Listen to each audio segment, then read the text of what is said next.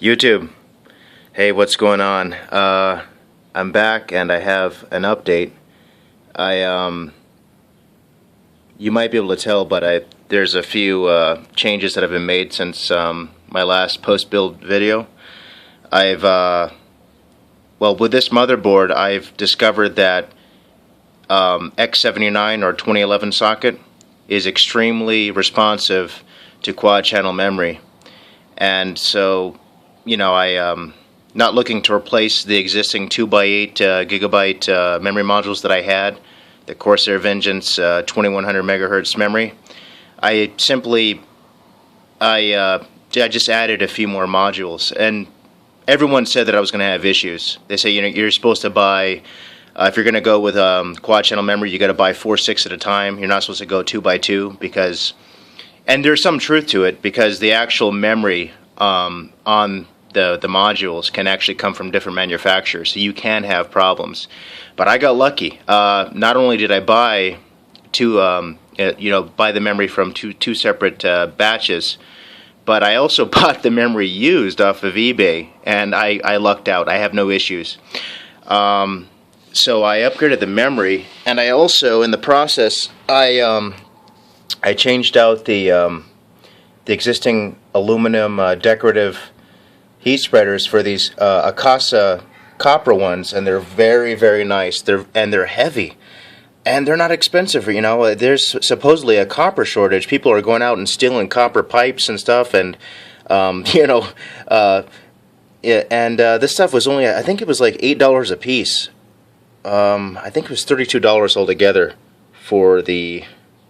just for these heat spreaders, but they're very nice. If you're looking for some good low-profile heat spreaders, these are the ones to look at. I got mine, I believe, from Frozen CPU, but you may be able to find them elsewhere. But they're nice, and they're significantly warmer than the aluminum ones they replaced, which means that they're doing their job. They're getting more heat away from the memory chips and out into the air. And you can't really see these ones over here. Oh, this is another change I've made, is with the factory fans, the two 140 millimeter fans. It's generous that they include those fans to begin with, because this case, the Corsair Air 540, is I got it for $100. It's very reasonable, but the fans are somewhat lacking in the airflow department. They have a rated CFM of 67 CFM, and they are PWM, but because of the inherent design of this front cutout, the fans are partially blocked, and I'll show you why. So these here are 120 millimeter fans, which means that they're narrower, but the 140 millimeter fans, part of the side would kind of be obstructed by this front cutout here. So that, and then there's also, with the filter, there's also you got these bars right here, these structural support bars that would, right now they're not blocking the 120 millimeter fans, but if these were the factory 140 millimeter fans, they would be like right in front. So that, combined with the fact that the fans are kind of, partially obstructed on the sides, you got to take off at least 10 or 15% from that 67 CFM rating. So they're probably only pushing about 55 to 60 CFM. Whereas these fans are excellent. These are a Noiseblocker Bionic E-Loop B14Ps, and these are the PWM version of this particular fan. I will post a link to a really good fan comparison article down in the description below. These fans are excellent. First of all, their rated CFM is greater than 78 CFM, so no matter what, they're gonna flow 78 CFM at least. And one thing, 140 millimeter fans are better than 120 millimeter fans in that they can push the same amount of airflow but at lower RPM, so therefore they're quieter. But because of this innovative design, if you can see, the blades are actually all, it's almost like it's like a jetcraft turbine or something. It's out of this world.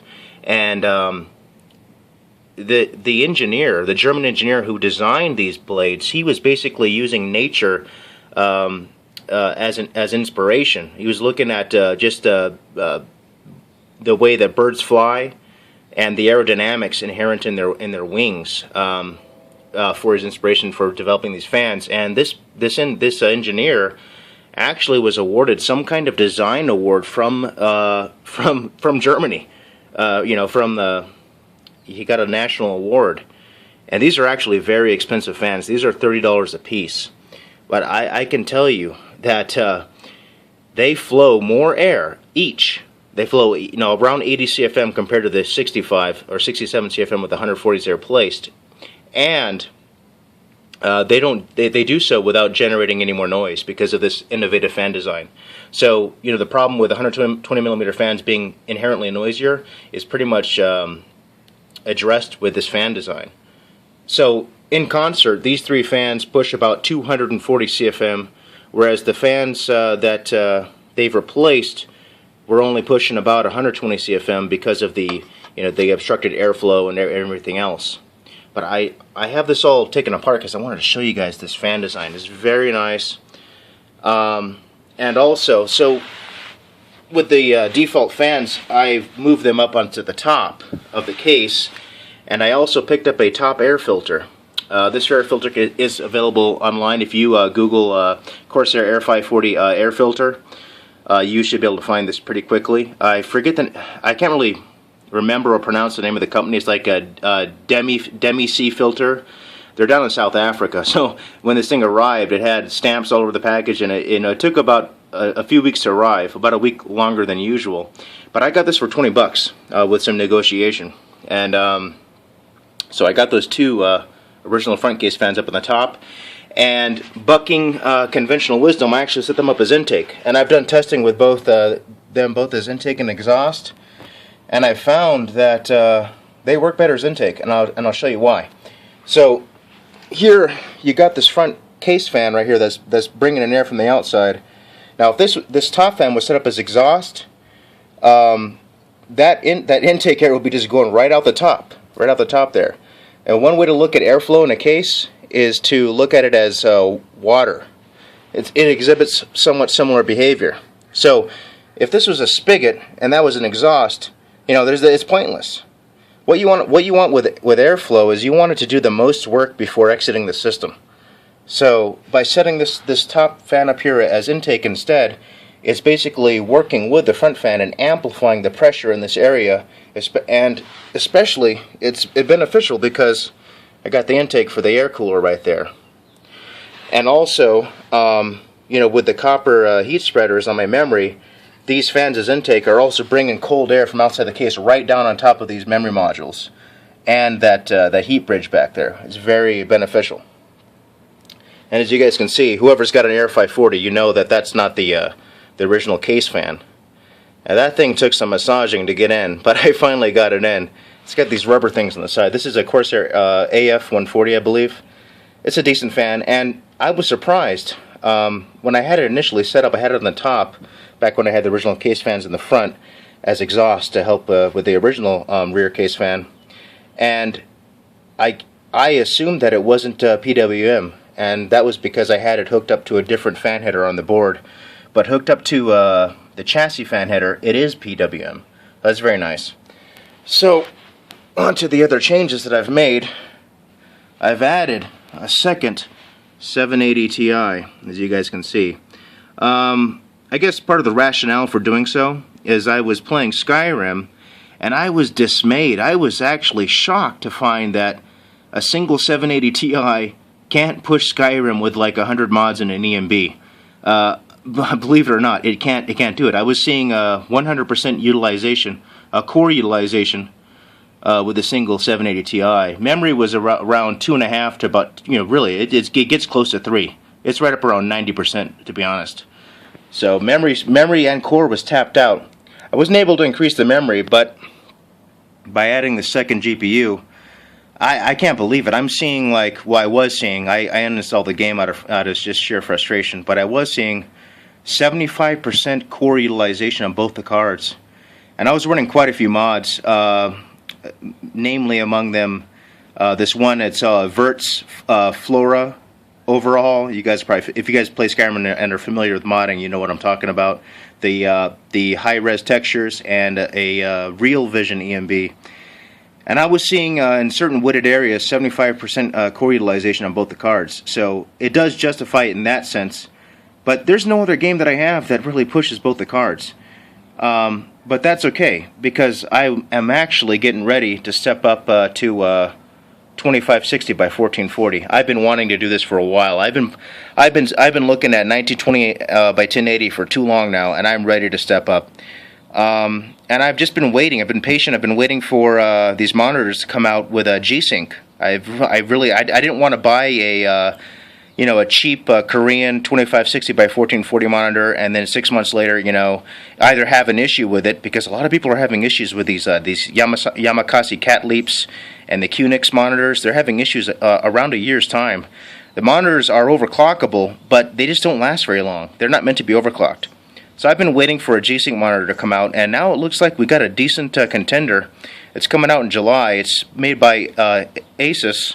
It's the ROG Swift, and it's 120, even up to 144 hertz is the refresh rate, and it's G-Sync, and it's 2560 by 1440. Only downside is that it's a TN monitor. Anyone who's familiar with monitor technology knows what TN is. It's usually an inferior image compared to IPS and PLS. But they're saying that it's not. They're saying that this time around this is a different kind of TN, that it's 8-bit versus 6-bit, and it's going to look different. So we're going to have to wait and see. If this monitor is good, I'm jumping on it, because now I got the hardware to run that resolution. Anyways, as you can see, it looks really nice together. And I'll tell you my observations and testing in terms of heat. But I've also I've been waiting to produce this video. I could have done this about a week ago, but I've been waiting for these back plates to come in. I got the EVGA back plates. I don't know if you guys can see in there. I guess you guys can kind of see them. And for those running an air cooler, either Noctua NHD14 or a Phanteks PHTC14PE, I can tell you that there is clearance with these back plates. There's clearance there. You can't really see, but I assure you there's clearance. With this motherboard, the Rampage 4 Black and also the Rampage 4 Extreme, you should be able to clear the air cooler with these back plates. That's part of the good news. The other part of the good news is that they haven't increased the temperatures. The bad news is that they didn't decrease the temperatures.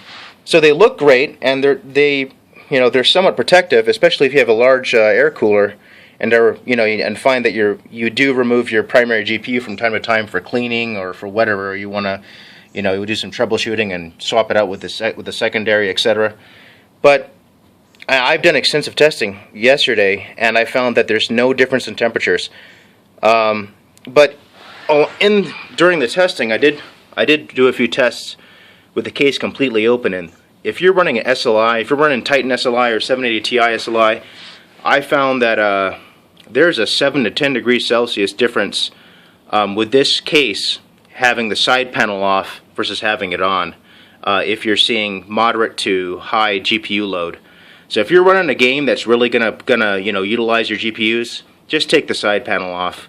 I wish Corsair actually had, like they do with the 600T, I wish they had a side panel that allowed us to run like a fan as intake or exhaust in this area, but unfortunately they don't. Well, that's pretty much about it. And the results, performance-wise, with the second GPU, it's pretty striking. I'll put the results down below, but even with default clocks in the GPUs, I think I'm seeing like 22,500 GPU in Firestrike. It's massive, and then with just like a moderate overclock, plus 100 core, plus 300 memory, using the default vbios, I'm seeing 24,500 GPU in Firestrike. So I'm waiting for that new monitor to come in, because I'm really looking forward to running Firestrike Extreme. I'm ready to step up to Firestrike Extreme. And yeah, I think that's about it. Oh, there was another issue as well. Initially, I had, and there's some uncertainty surrounding this, powering these GPUs. Some people tend to think that you need 2 separate PCIe power cables. This right here is just one. It came with the oh, and that's another thing. I'm running I'm powering all this with only an 850 watt PSU. I got an Corsair RM 850, and it does a job. I'm not having any power starvation issues. And this is with a 4930 hex core CPU overclocked to 4.6 gigahertz. But there's some confusion with these cables, and I just wanted to point out that I'm not having any issues just running a single. I see if I can describe this correctly. This is a single 6 to 6 plus 2 and 6 PCIe power cable, and I'm just sticking with the ones that came. I could get some nice white ones that would really go with the case, but I don't want to be wasteful, you know, and that's going to cost more money. I just wanted to stick with these, and the way that I have them, a lot of people have them out and they come down to the side like this. I got these where they're out of the way of the fans. You know, if you look, oh, these fans are great. So they're not in the way of the fans, and that's really another reason why I wanted to upgrade to 3 120mm fans, is that the factory fans, they don't come down as far. Like, the factory fans will only come down to like right about here where my finger is. So you got all the space down here, but there's no airflow. So if you're running, you know, SLI and you have a second GPU, they really benefit from running 3 120mm fans. And yeah, man, doubling the CFM, and you got, you know, more cold air flowing right over the GPUs here. That's about it. I might do another update. I did order some LED lighting. I got some this lighting kit by NZXT. It's the 2 meter LED lighting strip coming in. I'm going to put that in here. It's going to look really nice at night. But yeah, that's about it. I want to try to keep this short because this is going to take forever to post to YouTube. But that's about it. I'll post links to the fan article and my benchmarks below. But that's about it. That's my update. Let me know what you guys think. Alright, YouTube. Signing off.